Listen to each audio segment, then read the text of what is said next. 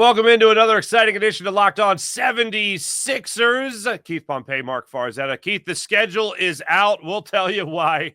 This doesn't do the Sixers any favors. That's what we'll talk about in this edition of Locked On 76ers.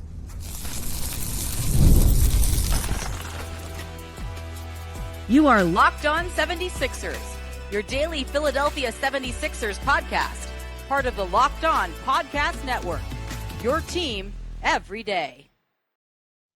And we do thank you for making Locked On 76ers your first listen every day, part of the Locked On Podcast Network, your team every day. This particular episode is brought to you by the incredible people at Monarch Money. Take control of your finances with Monarch Money and use promo code LOCKEDONNBA at monarchmoney.com to save 50% on your first year. Keith, I'm going to, excuse me for being crass, okay? I'm going to describe the Philadelphia 76ers schedule from the NBA as a giant middle finger to the 76ers. We've talked about it at length already. No marquee games this year. So there you go. Not on MLK Day. Obviously not on Christmas Day. Not in the opener. Not that anybody expected it. And for the NBA, hey, I get it. I agree with you, actually. This team might not be worthy of it. Most likely won't be. But 16 back-to-backs? That's no team in the NBA. No other team in the NBA has more than that. Only one other team has as many. 16 back-to-backs, Keith, and we were just going through it. 6 of these before Christmas? That's good crazy. Lord, Keith. This is terrible. That is, I mean, it's crazy. And look, the worst part about it is that you have a back-to-back, then you take 2 days off, and then you have another back-to-back. And for people to say, like, I know some people are like, well, hey, at least they got 2 days off.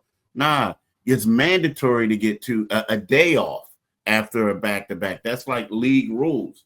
You know, Mark, it's weird because when you initially look at the schedule, like I had to, the schedule comes out at 3:15. I had to look through it. And for the paper, I had to have a story filed by 4:30. Right. So you're going over it and you're seeing certain things. But then after you write the article and you really thoroughly dissect it, you know, and you're like, wow, this is going to be tough. I mean, initially you look at it and you say to yourself, OK, so you go through the first 6 games. You say they got 3 games that they going to lose. But then they have 3 games that they could possibly win. And then after that, it gets tougher after that. But when you throw in all these back-to-backs and all this other stuff, you know, at this particular time, you can look at it one way and say, hey, guess what? Joel Embiid is not playing, so it's fine, right? But then you also look at it and say, well, you're going to be undermanned and you're playing all these games, you know, and these are against quality opponents. Now, the good thing about it is that they do have a chunk of those games at home. However, how are you going to expect VJ Edgecombe and all these guys to develop? Like, you're just throwing them into the fire. You know, you're throwing them into the fire, and the back-to-back situation is crazy because we're not just talking about Joel, Mark. We're talking about Paul George. You know, you don't want to overwork Maxey. You're talking about Jared McCain right now. Like, just because, you know, you maybe want to bring him along gradually just because of his meniscus tear last year. Woo, you are right. This is a middle finger to the 76ers. They didn't do them any favors. Not even a little bit. And you're absolutely right. It ain't just about Joel Embiid. I feel like Jason Kelsey. It's the whole team, Keith. Jared McCain's coming off an injury. Tyrese Maxey obviously was dealing with the finger issue last year. Kelly Oubre was dealing with issues last year. It really is the whole team. But I floated this out, and I've been floating this out. Like, I would not be surprised if Joel Embiid didn't play until January. Now, I know that's not the best case for the Sixers. You still need to build continuity and all that. You need to play as many games as possible. But we all know that's not what we're betting on. So if he was to just come back, in my theory, based on nothing, if he was just to come back January 1st, he would still have 10 back-to-backs in front of him on the schedule. Even that's a lot. Like, that is that. So I have to ask this. So being as plugged in as you are, I can't help but, almost from an outsider's perspective with this, look at the NBA and the 76ers and just think that through the Colangelo ordeal, through the process ordeal, through the stadium ordeal, where basically Comcast called Dad, Adam Silver, and said, "You better get your boys in line here," with Josh Harris and Harris Blitzer Sports Entertainment Group. I can't help but think that the NBA just has it in for this. I know that's like a homer philosophy, generally speaking, but the evidence is mounting. And now the 16 back-to-backs with a team that was just riddled with injuries last year. You can't tell me that the NBA doesn't have a bit of a chip on their shoulder when it comes to the Sixers. You know what I think it is, man? I think what it is it's kind of sort of like, I'm not going to come out and say they have it in for them. I want to think that what it is it's kind of like a coach on a team where, and I'm trying to come up with the best analogy where I don't confuse you, but it's kind of like you got a kid and the guy is like, he has a lot of potential. He does a lot of good things, but he's an F up, right? He just keeps doing it up. And he's not very transparent, right? Uh-huh. So it comes to a point where when the coaches are in a coaches meeting and they'll say, "Hey, but what about Pompey? What do you think about him?" And his position coach is like, "He's late for practice. I tell him to do something, and he doesn't comprehend. He keeps doing the same thing over and over again. I asked him to like show up 5 minutes early, tell me what his health report is like. He won't say anything. His agent, I can't get his agent on the phone." So then the coach just says, "Okay, get him in the corner. I don't care. I don't care. Like whatever we have left. Yeah. Like, okay, so we're going to give Marc all Pompey's reps. We're going to do this. We may even give Marc kids his reps, right? But we're going to have Pompey in the corner. Whatever he gets. We don't care anymore." And I feel like, honestly, because when they asked Nick Nurse, when the reporter asked Nick Nurse when Joel was coming back, he's like, "Oh, I don't know," right? I don't know. He said some good stuff. Everyone knows that either the coach is lying, and if he doesn't know, that's a bigger problem because the coach is supposed to know everything. So if you're the league and you're saying, the coach don't even know when he's coming back, Daryl says one thing, ESPN comes out with something 2 days later, we can't depend on them. I mean, look, they get scrapped. It's all about Wemby now. It's all about the Knicks. It's all about the Atlanta Hawks. It's all about all these other teams. We can't worry about Joel and the Sixers anymore. That's how I took it. So it may seem like they're out to get them, but at the same time, it's like, it's like when a cop stops you and you're speeding and you're just basically being abrasive with the cop saying, "You want the ticket or what? Get out of here. I'm gonna do this." You know what I mean? It's like, well, you're not going to get any favors. That's how I look. Well, I'll say that you accomplished your goal of making it crystal clear for me. And Keith, if my kindergarten teacher, Mrs. Condon, was her name, if she was that clear, I wouldn't have had to go to kindergarten twice. So I appreciate your crystal clearness with that one. And also, I agree with everything you just said. Either way, they just look at the Sixers and they're just like, all right, well, whatever. You're going to get what you're going to get. Plus, I will say that they're not unwarranted in a lot of this. Like, I wouldn't trust the Sixers to be in a marquee game. I think every Sixers fan looks at it and goes, all right, that's about right. But when you also have a fan base that is a very loyal fan base and a fan base that is willing to spend money and a fan base that is willing to sell out that arena, I kind of want to make sure that I can put them in the best possible position to have those sellouts. And the best way to do that is to make sure that you have a schedule that is somewhat, injury friendly. I know I'm not saying I need favoritism here, but I also don't need the complete opposite end of the spectrum where you're just what seems like punishing the Sixers for the sins of the process still. And as a guy that wants to see Joel Embiid come back and be 100% healthy, as a guy that wants to see Paul George play 82 games, 70 games, whatever, this is not a friendly schedule to what the Sixers have. They're making this very tough situation we're already dealing with in Philadelphia a lot tougher. And I also have to give credit.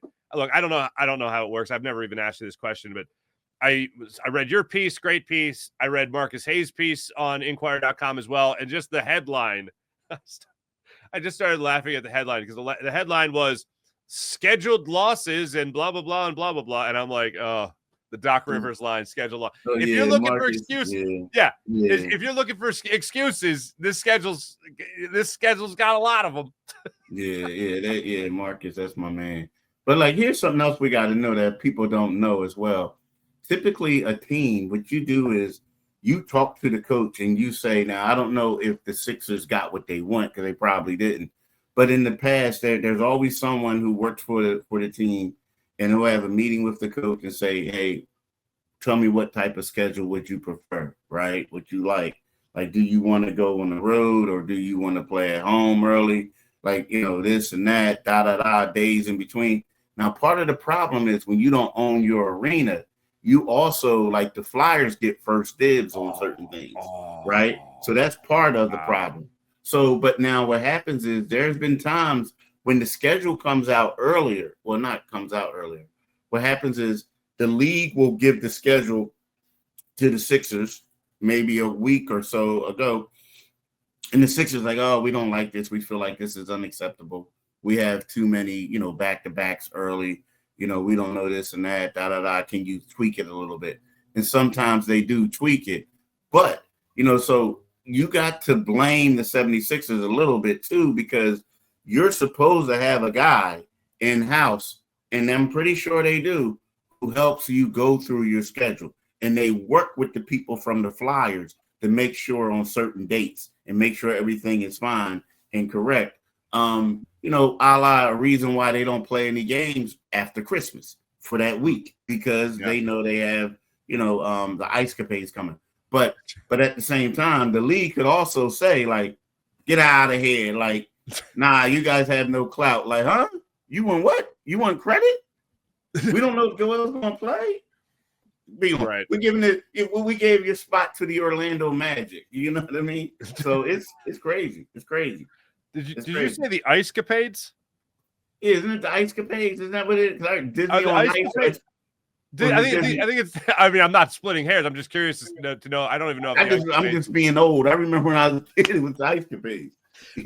I think it's Disney on ice back then. It was the Spectrum back then. Yeah. What? I think ice capades I haven't heard of in a while, but I think what you are referring to is Disney on Ice, and I'm not splitting hairs with that. I'm splitting hairs on the idea, like, I don't even know if the ice capades are still around. How do you even spell ice capades? I got to find this out because people are going to want to know. I don't want people getting tickets to the ice capades. Here, this is what I'm going to do. Because it's Disney on Ice now. It's Disney on Ice. Ice capades. Saying it into my phone. See, a traveling entertainment show featuring particularly from the 1940s to the 1980s. Yeah, see, I'm telling you, it was the same thing. They just changed no, the ice capades are no more. No, it's all right. The ice capades are no more. They died in 1995. Yeah, see, I'm old. So look, here we go. So Disney on Ice will be at the Wells Fargo, Xfinity Mobile Arena from December the 27th all the way through January the 3rd. Yeah, January the 3rd. So, my daughter's getting older now. She probably like, Daddy, this is corny. I don't want to go. I do remember going when I was a kid, and this is a true story. I was it might have been the ice capades. I remember trash talking the big bad wolf. I remember doing that. And then as I got older and I realized that's just what you do in Philly. That's just what you do.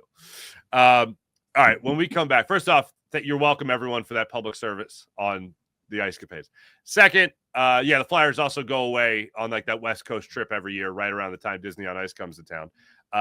And hopefully that's not the most entertaining thing at the Xfinity Mobile Arena in the upcoming seasons for the Flyers and Sixers. When we come back, we'll jump a little bit more into the back-to-backs, more into the schedule, and also where the Sixers open.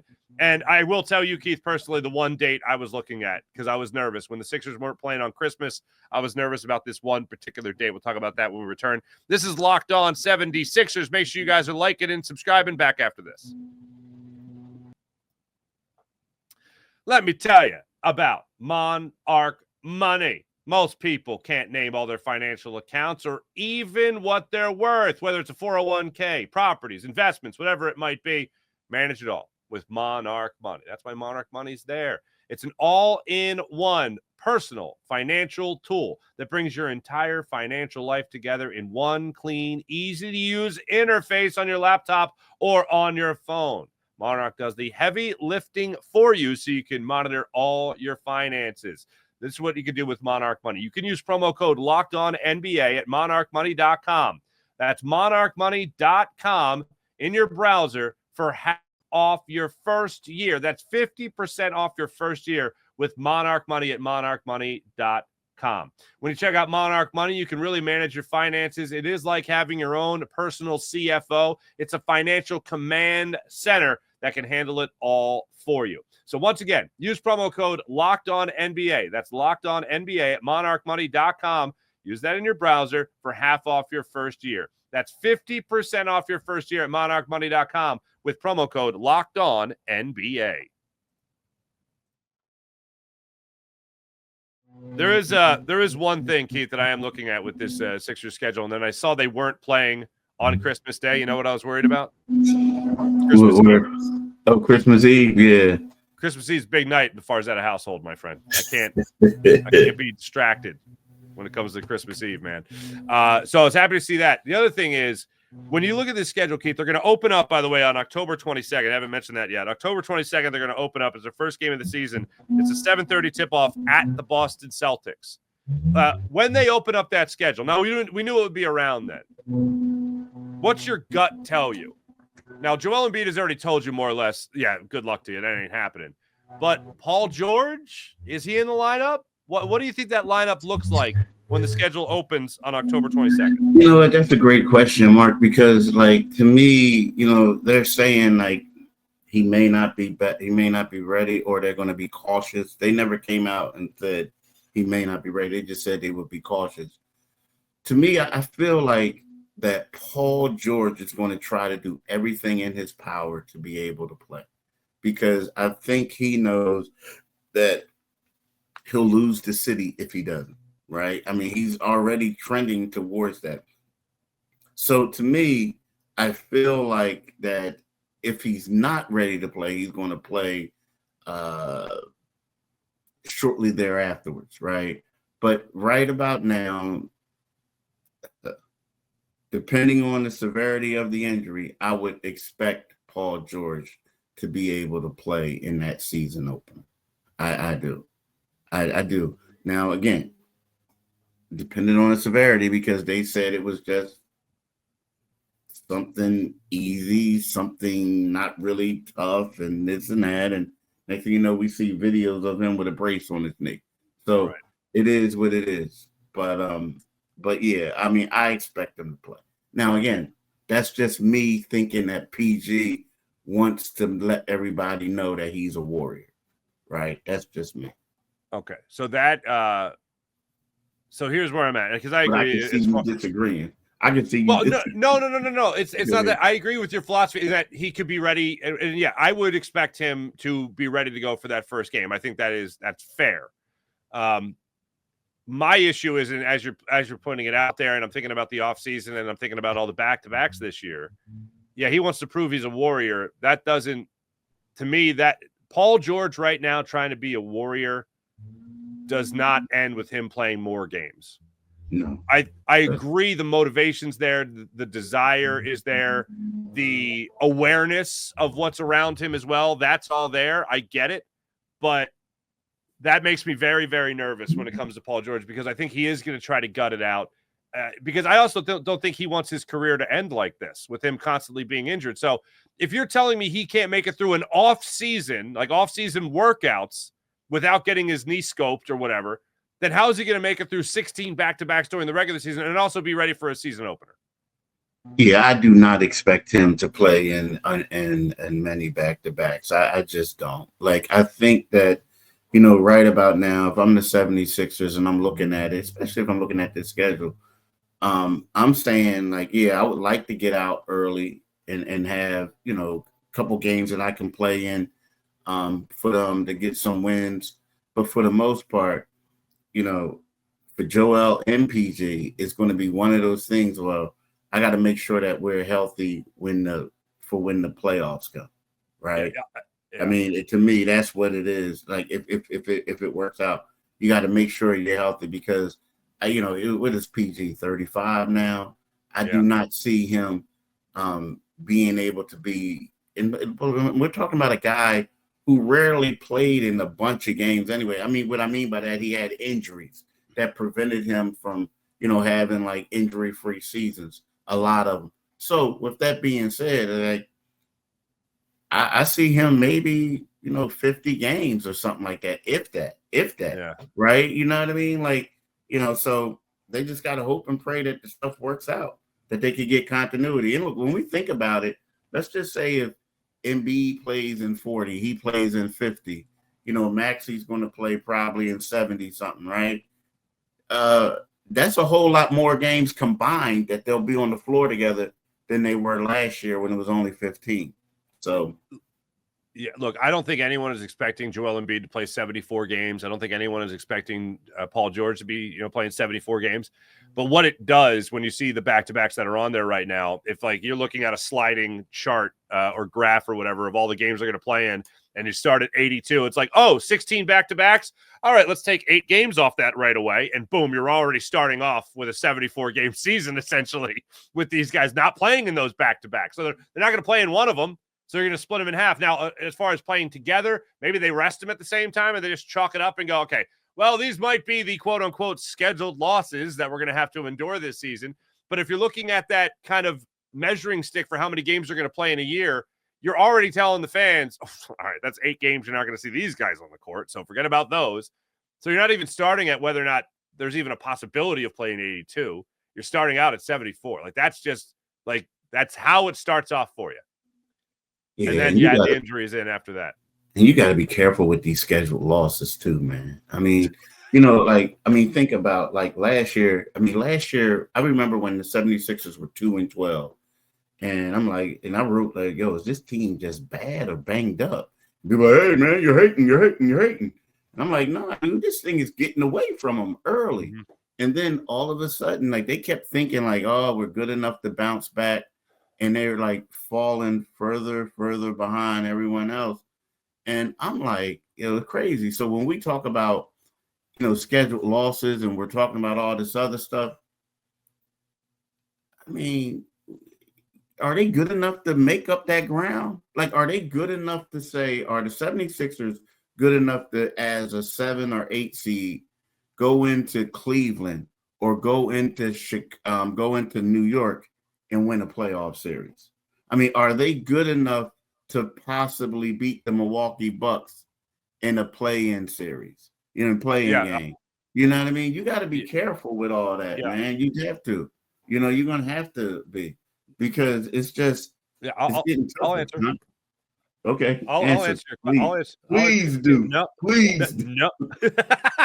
No. No. Like, again, we're just talking about the same. I hate it, but it's true. You're talking about that. You're talking about paper. Paper. Oh yeah, hell yeah, they can compete, but nobody has faith in that paper. Like, nobody has faith in what this roster is. Unfortunately, here's my hope, and something that I also think is reachable. And it absolutely is dependent on how healthy this team is. And I know a lot of people don't have confidence in that, but my hope of hope that is somewhat possible here, Keith, not likely, but possible, is that the Sixers are flirting with 500 in the last 2 months of the season, or last month of the season. You have Joel Embiid playing, you have Paul George playing, still sparingly, but they can play. My hope of hope is that they save it all for the play-in tournament or the first round of the playoffs, most likely the play-in tournament. And then that's where you really see this team start to take it to the next level. Because in all honesty, Keith, the Sixers have me in a spot where I don't care about the regular season. And I know I'm not alone there. I know a lot of the fans feel the same way. They don't care about the regular season. They want to see results in the playoffs. Show me all the regular season is going to be for is whether or not you could be healthy at the end of it, and whether or not you could be healthy enough to at least make it to, I'll say, the bonus round of the NBA play-in tournament, and then later the actual NBA postseason. So my goal, if I was to set a goal that's somewhat likely for the Sixers, most realistic, the goal is to be in the hunt for the play-in at the end of the season, and that's when you hope to have Joel Embiid there and Paul George. I'm still not betting on it. I think, look, I do not have any optimism for this year, unfortunately. But if you're talking about something that is the lowest bar to reach, yeah, you might be able to get there, especially when you're talking about in the NBA, all you got to do is flirt with 500 and you could be a playoff team. Yeah, that's true. I'm going to share something with you. As a friend of mine, I guess I've been covering this league for years, so I've been able to meet people from different teams. And I became pretty good friends with a guy who does schedules for another team in the NBA. And he told me when we would always have these conversations in regards to like what coaches want and how they go back and forth with it, he always told me a veteran team, you always want to play a lot of your road games early. And I was like, why? He says, it's better for a young team to play them at home. He says, but what you want to do is you want to play road games early sometimes against inferior competition. Like you want to go to the Brooklyn Nets early if you got a veteran team, because right at that particular time, let's just say you come in to VJ Edgecombe and you play against a great guy with the Sixers, but you know that by the end of the season, VJ Edgecombe is going to be better, right? So you want to knock him out early, right, before he goes to stuff.